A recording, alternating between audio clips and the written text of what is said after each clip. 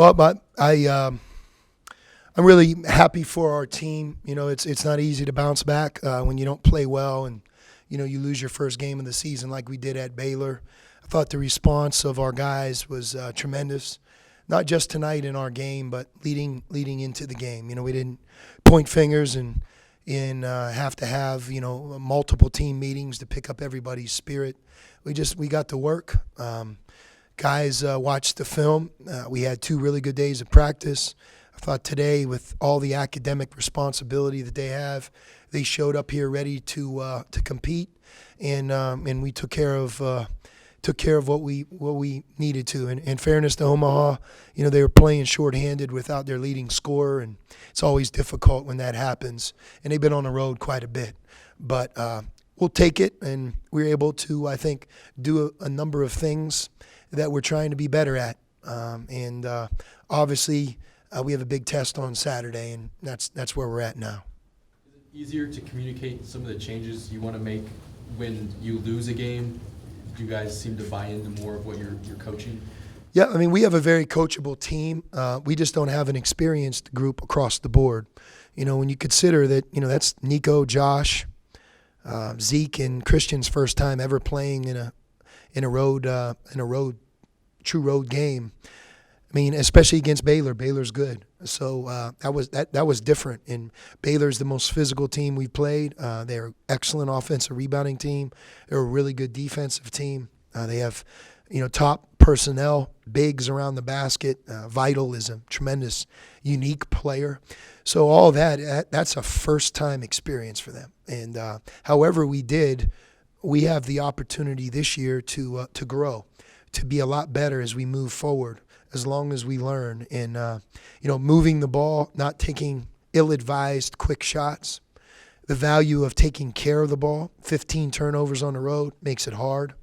And then I believe this, our Achilles heel is rebounding. You know, we're not good enough defensive rebounding. We're not a team that gets a lot of second shots. We've been at this for a while, but, you know, we have to block out. That's up to us as a coaching staff to get our team. Everybody who plays basketball can block out. Our guards have to rebound better, but so do our bigs. Our starters as a group have to do a better job. So does our bench. It doesn't fall blame on anybody. It's the weakness of our team. And when you play a team like Gonzaga, who's very good at getting second shots, they can really win the game and break your back when they can get those big second shots. Because when you get a second shot, it's going to either be a high percentage, 3 or 2. A lot of times you're going to get fouled, and then, you know, the team who gets the most good shots wins. It's a big advantage. So how many second shots teams get against us, I hope we can point towards less and less and less. But there's no bigger key for our team on Saturday than to keep those guys off the offensive glass. I don't think they get enough credit in that area. They can beat you up, and they have 2 bigs in the game. They have wings who run in from the three-point line. And everybody on our team has to know that for us to have a chance, regardless of where we're playing this game, we have to rebound the ball. And there are times tonight when we did it well, better in the second half. But even in the first half, we gave up a couple that we shouldn't. And that's why it's such an emphasis right now, because we're not good at it. We have to get better. How does what you've been through so far help you or set you up for Saturday? I mean, every non-conference season has the marquee games, and this is one of them for us. Played 4 away from home. We played Illinois at home, and, you know, we've played other teams as well.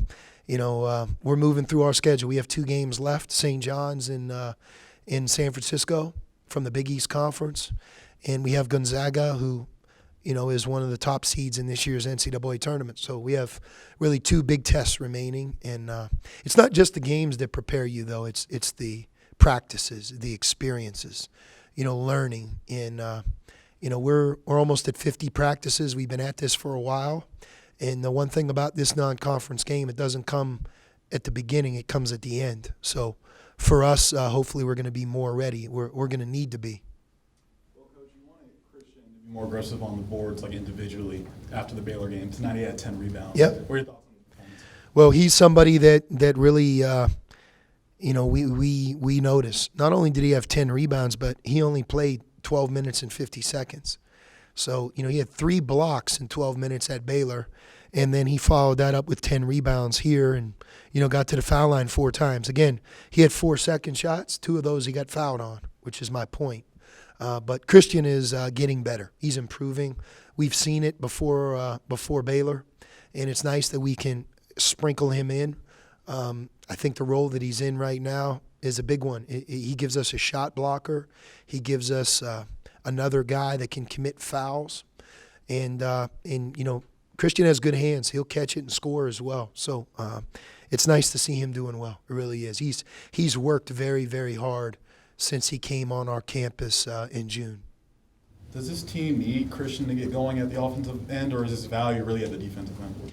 We don't need him to get going on the offensive end. I mean, a second shot, staying in the flow, taking care of the ball. But defensively, him being able to block a shot, he blocked another one tonight. So he has 4 in the last 24 minutes that he's played. And that's not a strength of our team. So when somebody like that comes in off the bench and can give you something that we don't have, that makes you even a better, more talented group. What do you anticipate his role being once Stone gets back and healthy? We're just not there yet. I don't know that. And we got our fingers crossed that Stone continues to make progress. He's not symptom-free. He might be before Saturday, but it's too early to tell whether he'd be eligible or able to play on Saturday. I think maybe the more likely game would be the following Saturday, but he is making a lot of progress, so I wouldn't rule anything out for this weekend. You were saying he wasn't even going to practice for a while. I mean, he sat there and watched the game today, so maybe that's the sign. Practice doesn't mean anything. You were trying to keep him away from the lights and I'm the kidding. noise. Yeah. So I just thought maybe that was a sign he was at least a notch above. Yeah, the fact he was here tonight's a good sign. You're right, because we kept him away from that before because it can create additional symptoms. Zeke, his distance, he has good distance. Obviously, he took one for 2 3-pointers, get one. You like that? You okay with that? If he's open, he can make that shot. He's shown that he can, and he's needed one to go in. And tonight it was nice to see him make one. And just another, I'm doing a big stride on him. He started so strong, and you're going to have a hard time shooting 80% all year. But if he kind of settles in, he can finish 67. Is it too strong starting early and then he kind of fade, or you know what I'm saying? It's okay. Well, we want him to continue to be aggressive. The one thing that he was doing a great job of early on was, he was just like a lion going after the ball in the offensive glass. He hasn't done that as well, and sometimes when you get post-trapped or, you have he had a turnover on the first play. It was a tough call, but, as a turnover, it can steal your mind as a young player. And I think one of the things we're on him about is to stay aggressive, to slow down, to not panic when he gets post-trapped because he's a very good passer. And I think he's going to be fine. I really believe that. What's your thoughts, especially with talking about Christian with the front court that Gonzaga is going to bring on Saturday, and what do you think there? And with Christian particularly, the way he's playing, do you trust him in that situation, getting shot out there? We're going to play him in the game. I don't think Christian has the role of winning the game, because he's playing. But for him to add depth is a big deal. Gonzaga, they sub their bigs. They have some really, really good one. Petrusev has turned into an outstanding player, like a lot of their front court players over the years. And but for them, it's never one player. It's always a team, and the best team is going to win. And what I mean by that is it's not superlatives of who played well individually. Gonzaga does not beat themselves, and we've played them 6 times since I've been here. Every game, their style's virtually the same. The faces change, but they have a way of playing they believe in. They have a great coach, and the other thing about them is they're battle tested. Guys on their team, they've played in the tournament. They've played against the best. They've played on away courts. You're not going to spook them. They're gonna do what they do, and for us, we're not as familiar with each other as they are. but playing the game at home and some of the growth I hope we've experienced over the last month will allow us to play a great game, because we really have to play a great game to beat them. If we don't, we won't be good enough. Do you feel like the schedules kind of build you up? You know, it seemed like you guys strategically had this game here tonight, which worked out for you guys, but in building the confidence up for this game. But do you feel like in general the way the schedule's gone, you know, kind of gets you ready for a game like this? Yeah, I mean, every year is a little different. We don't, and we can't always control like the timing of when the games are played, you know.